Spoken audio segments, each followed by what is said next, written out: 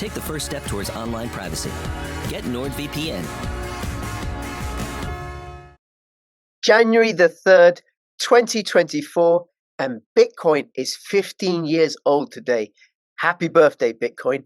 In this video, we're going to be looking at where Bitcoin has been, how well it's done, plus also I'm going to be showing you a pattern which you can use to inform your decisions about when you're going to buy or sell Bitcoin should you choose to get involved. Hi, this is Crypto Rich, working with you to get rich with crypto, filling our pockets with crypto profits. And before I continue, please subscribe, follow me on Twitter, Crypto Rich YT, join my official Telegram announcements channel. And if you're watching this on YouTube, please come over and support me on bit.ly/Crypto Rich Odyssey or bit.ly/Crypto Rich 3Speak. You can also find me on Rumble, bit.ly/Crypto Rich Rumble.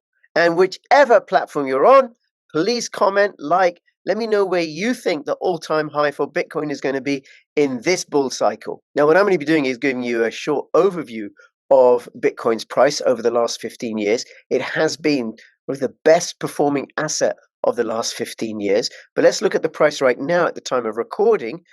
Now, before I continue, you may have noticed this grey rectangle in the middle of the screen. I recorded this video, and then this grey rectangle showed up, and I don't know where or why or how, but I've had to redo the video using lots of screenshots instead of you getting to see my handsome features.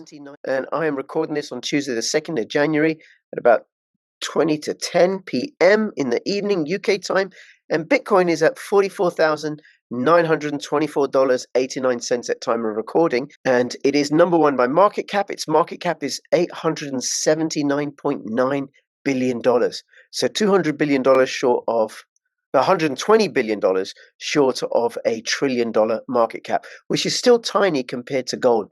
But given where Bitcoin was, oh my God. What is the Bitcoin halving? The Bitcoin halving explained with a price prediction. I posted it a couple of months ago, and it tells you what the Bitcoin halving is, because the Bitcoin halving is a big deal when it comes to Bitcoin's price action. Plus, also, you may also be interested in this video, which I posted just before that, how not to pay tax legally. And the system described works in the United States, the UK, Ireland, any country that is a signatory to the International Convention Against Terrorism and Against Genocide. So I'll link to both of those in the description below. Now, what Bitcoin represents is the evolution of money. So human beings at first were used to barter, exchange goods. I'll swap you my cow for 2 of your sheep. And then we started using physical objects such as rocks or shells or beads. And then we started using gold around about 3000 BC. And then the gold got fashioned into metal coins, gold, copper, bronze, silver. And then in the 1800s, with the advent of the printing press, we started using paper money. And the paper money that first started out really was certificates of ownership that represented gold. So you didn't carry the gold around with you. You kept it with a gold custodian. That custodian gave you a certificate, which was your claim on the gold that the custodian was holding.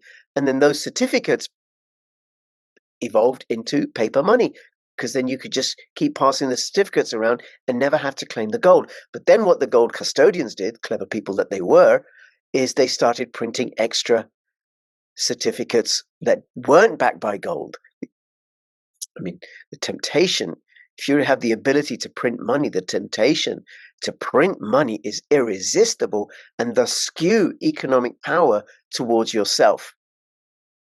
Then in the 70s, we had the advent of plastic payment cards. In 1994, with the launch of the internet, along comes electric money. And then in 2009, Bitcoin got launched as the latest iteration of money. Bitcoin was created in 2008 to challenge the existing system of centralized credit-based money issued by bureaucrats and unstable banks. By trusting code instead of human vulnerabilities, Bitcoin offered a way out of that debacle, because you can't print extra Bitcoin. It's just not possible. Just like you can't print extra gold. Just not possible. But you can print extra certificates of paper money, fiat currency. And Bitcoin is a move against that. It's an evolution into a better form of money that is fraudulent free. Now, for the first year, Bitcoin didn't have a market price. It had no pre-mine or any rounds of investment from big venture capital firms. So what happened was Satoshi Nakamoto, whoever he or she or they were, they launched the white paper in October 31st, 2008, released it to the internet, and then in January the 3rd, 2009, Bitcoin got launched. Something changed in 2010 when it started to be traded for goods and services, which would set it on the path towards today's innovative and alternative currency system, a journey from naught in 2009 to $68,000 in only 13 years. Now, on the 20th of February 2010, a person on Reddit using the username Thamos claims to have sold 160 Bitcoin. Oh my God, that's not 3 cents, by the way, that's 3/10 of a cent, which would make it the lowest price ever recorded, 160 Bitcoin for 3/10 of a cent. On May the 22nd, Laszlo Hanyech bought 2 pizzas for 10,000 Bitcoin, which is held as an iconic first exchange of Bitcoin for a real world product. And Bitcoin Pizza Day was born, May the 22nd, 2010. The first large-scale Bitcoin exchange, Mt. Gox, made its appearance on July the 18th of that year. And then we'll look at and see what happened with the prices of Bitcoin subsequently. And this is a little chart that I created myself. What do we got here? We have the year, then the amount of Bitcoin that are released per block. Now, what's a block? Well, you've got to go watch the video on halving Bitcoin, on the Bitcoin halving. But essentially, every 10 minutes, 50 Bitcoin would get released. And that can't be changed because of the way the algorithm is and the way that the mining is designed. Then in 2012, you see these slightly lighter green bars here, and there's also one here, and there's also one here, and there's also one 2024, and there's going to be one in 2028. That's when the halving took place. So instead of 50 Bitcoin being released every 10 minutes, it's then 25 Bitcoin every 10 minutes, and it stays that way for 4 years until the next halving, which is 2016, 12.5. And then the next halving, 2020, 6.25. And then in 2024, every 10 minutes, you're going to have another 50% reduction to 3 1/8 Bitcoin. And it's going to be that way for 4 years. Now, this is the price on the 1st January of that year.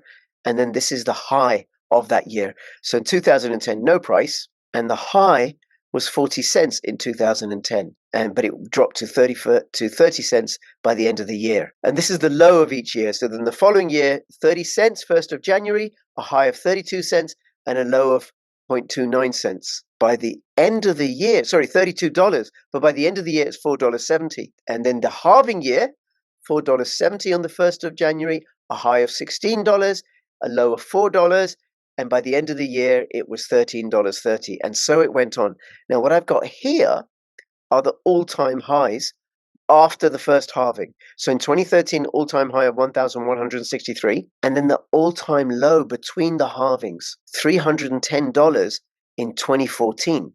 Now, if you're smart, and I didn't do this, and this is not investment advice, you got to check it out for yourself, but had you sold here and bought back in here, and then sold here when it was 19,892, and then bought back in here at 3,217, you would have done very, very well and increased the amount. If I'd have done that, I'd have increased the number of Bitcoin that I have. Because the thing about Bitcoin, no matter how much Bitcoin you have, I don't think you can ever have enough Bitcoin. If you have 1 Bitcoin, you want more. If you have 10 Bitcoin, you want more. If you have 100 Bitcoin, you'll want more. If you have 1,000 Bitcoin and so on, you get the idea, right? Then in 2021, we had an all-time high of 68,789, and it dropped to 16,403. So look at the all-time lows each of those years, right? 2011, 29 cents, $4, $13. Sorry, the yearly lows, $310, $172, then $351, $784, 3217, and so on, right? And so on indeed. Okay, now, where's the price going to be at the next all-time high? Which usually happens, so you have the halving, and in the year after the halving, you have an all-time high, and then you have a bear market for about a year, and then the price picks up for 3 years. So we're going to have the halving this year, 2024, around about April. We've had the bear market, and we're now going to go up for 3 years. And next year, according to this pattern, is when we're going to have a really silly, crazy all-time high, much higher than 68,789 or 20,000 or 1,163. Now, where do you think it's going to be?